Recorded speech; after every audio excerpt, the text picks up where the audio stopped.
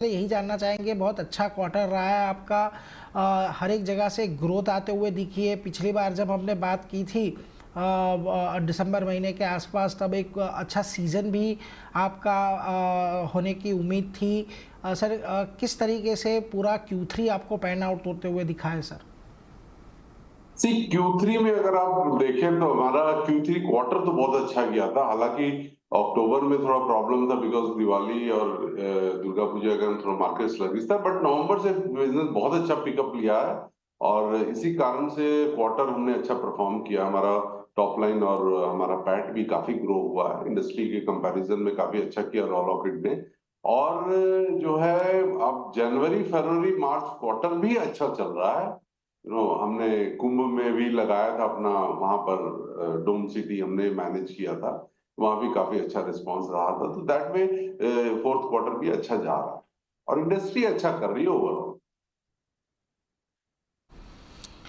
जी sir. हाँ sir, सबसे पहले तो एक चीज़ ये जानना चाहूँगा आपसे कि हमें देखने को मिला है आपके ये बार के जो एक मार्जिन से वो थोड़े इम्प्रूव होते हुए दिखे ईयर ऑन ईयर बेसिस पर, क्वार्टर ऑन क्वार्टर बेसिस पर। और लेकिन सर एक चीज़ जो यहाँ पर नोटिस है कि वो एक रेंज में रह रहे हैं, यहाँ पर कोई भी बड़ा ग्रोथ अभी देखने को नहीं मिल रहा है मार्जिन्स के अंदर। सर, जिस तरीके का आपका अभी एक एक्सपांशन का प्लान चल रहा है, कि आपको लगता है कि आने वाले टाइम में ये मार्जिन से थोड़े रेंज बाउंड ही रह सकते हैं? सी जहां तक मार्जिन की बात है तो इस क्वार्टर में हमने इम्प्रूवमेंट दिखाई है। मार्जिन में 15% का ग्रोथ क्वार्टर ऑन क्वार्टर बहुत अच्छा होता है इंडस्ट्री स्टैंडर्ड के हिसाब से। अब ये है कि हमारा जो ग्रोथ है वो थोड़ा, बिकॉज हमने अभी तक जितने भी होटल्स ऐड किए थे मैनेजमेंट पे ऐड किए, तो मैनेजमेंट से प्रॉफिट काफी कम आता है। तो रेवेन्यू शेयर का हमारी जो होटल है, अब जैसे बॉम्बे की हमारी प्रॉपर्टी है वो मोस्टली अगले महीने एंड तक खुल जाने का अनुमान है। तो वो प्रॉपर्टी हमारा जो है 100 करोड़ का टॉप लाइन करेगी नेक्स्ट ईयर में। तो उससे हमारे काफी ग्रोथ कंपनी को मिलेगा। और जो है और उम्मीद यह है कि आगे भी हम जो दो चार और खुलने वाले हैं रेवेन्यू शेयर के जो होटल हमारे होते हैं, तो उसका जो है टॉप लाइन और बॉटम लाइन से ग्रोथ मिलता है। जी सर।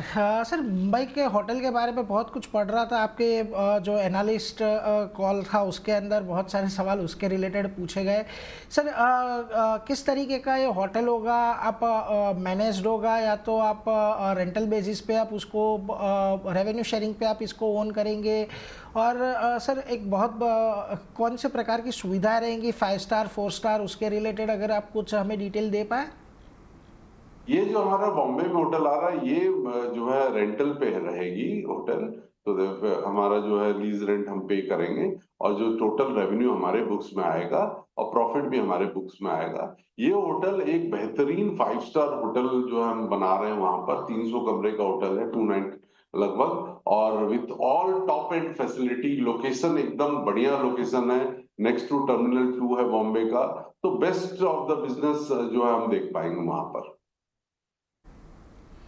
जी सर। और सर, आप कह रहे हैं अगले महीने से आपका स्टार्ट होना चालू हो जाएगा, तो सर क्या रेवेन्यू फोरकास्ट यहाँ पर रहेगा? टॉप लाइन में कितना एडिशन आप इसका कंट्रीब्यूशन इस होटल से आते हुए नहीं कि अभी अपेक्षा कर रहे हैं, या तो कोई टारगेट लेके चल रहे हैं अगर इसके बारे में?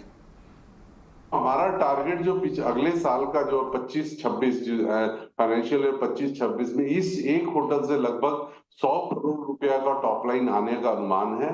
और जो है रेंट जाने के बाद लगभग 10 से 12-13 करोड़ रुपया जो है हमारे बॉटम लाइन में भी जाएगा।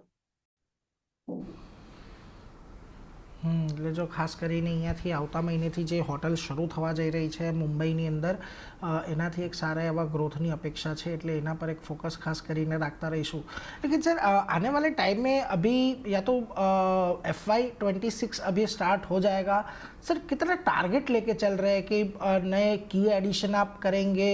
किस तरीके का अभी आपका प्लान है, या तो अंडर पाइपलाइन है जिसके बारे में आप बात कर सके?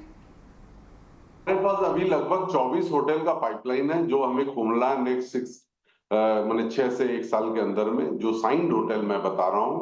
और हम डेवलपमेंट में काफी काम कर रहे हैं, फर्दर होटल ऐड करेंगे, तो काफी सारे बड़े प्रॉपर्टीज जो नेक्स्ट ईयर में आएंगे हमारे होटल में, तो जिसके कारण हमारा टॉप लाइन जो है अगले साल 25-26 में काफी ग्रोथ आएगा।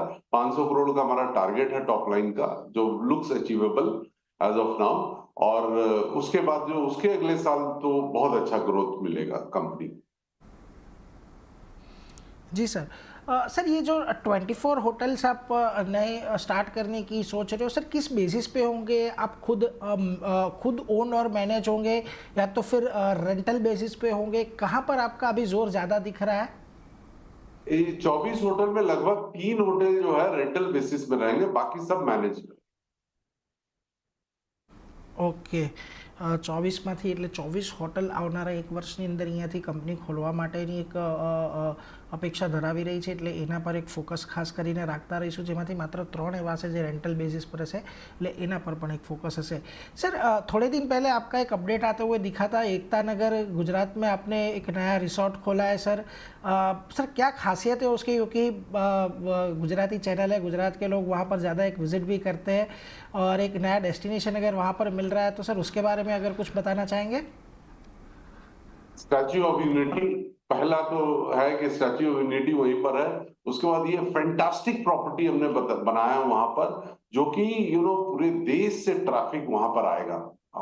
स्टैच्यू ऑफ यूनिटी अपने आप में एक जो है बहुत बड़ा अपने आप में स्तंभ है वहां पर लोकेशन वाइज, तो अपने आप में जो है बना हुआ सरदार जी का इतनी बढ़िया स्टैच्यू जो है गुजरात गवर्नमेंट ने बनाई है, तो हमने वहां पे होटल खोल दिया, तो that will attract lot of location of the property as well as the जो होटल रिसोर्ट है वो एकदम फैंटास्टिक क्वालिटी का हमारा रिसोर्ट है, और तो दैट विल अट्रैक्ट, वो बहुत ट्रैफिक को अट्रैक्ट करेंगे, टूरिज्म को प्रमोशन देंगे। जी सर।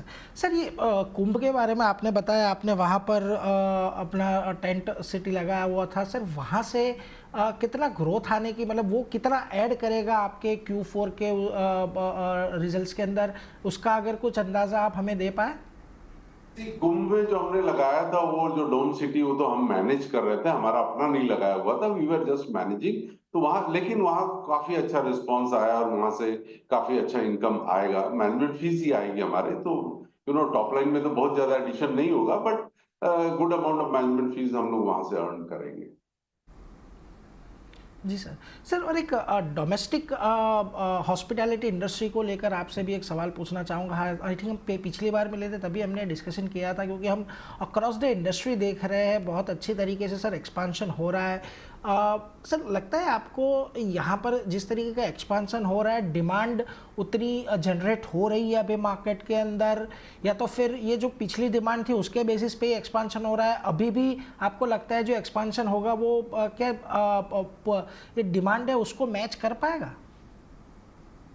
हमारे हिसाब से अभी जो है पिछला मैंने कोविड के बाद से मैं बताऊं कि जो डिमांड का ग्रोथ है वो मच हायर है देन द सप्लाई। सो उसके हिसाब से कैलकुलेशन से अगर हम चले कि 2028-29 तक तो डिमांड हावी रहेगा सप्लाई पर, बिकॉज एक होटल को आने में 4 साल लगता है। आज आप एक होटल प्लान करिए तो 4 साल लगेगा उस होटल को ऑपरेट होने में, तो दैट इज उस हिसाब से जो है डिमांड का ग्रोथ काफी रहा है और ये डिमांड बढ़ता ही जा रहा है। आज जैसे हम आप और बात कर रहे हैं तो बॉम्बे में कमरा ही नहीं है, पूरा ऑलमोस्ट सिटी सोल्ड आउट चल रहा है नेक्स्ट 2 दिन के लिए।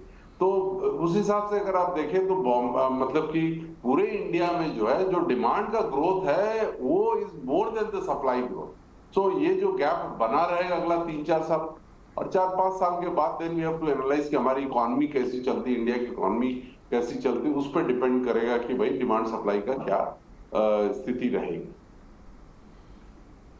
जी सर। सर एक चीज़ ये भी पूछना चाहूँगा कि आपके जितने भी नए एक्सपांशन हो रहे हैं ज़्यादातर आप टीयर 2 सिटीज़ के अंदर जा रहे हैं या तो ऐसे लोकेशन पे जा रहे हैं जहाँ पर ज़्यादा कोई इतनी ऑर्गेनाइज्ड मार्केट हमको देखने को नहीं मिली है।